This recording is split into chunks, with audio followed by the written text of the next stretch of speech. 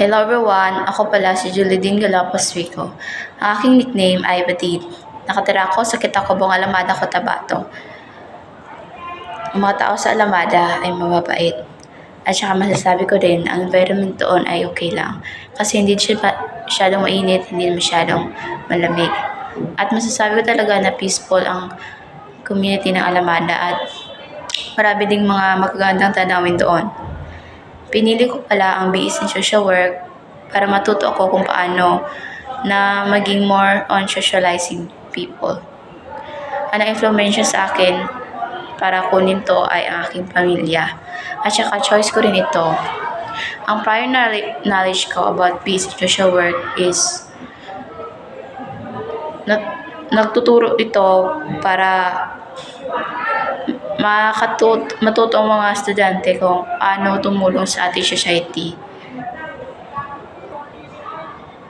Ang expectation ko about this course is siguro hindi siya madaling kurso. Pero alam ko, kakayanin ko rin ito. Nag-enroll pala ako dito sa SSC kasi sabi kasi ng mga magulang ko na dito ako mag-aral at saka malapit lang din siya sa Alamada. I think SSC can give me a good quality education and then can help me to achieve my dreams. Ang goal ko pala sa buhay is maging successful.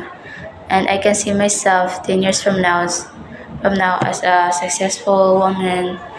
And then I have my own property also.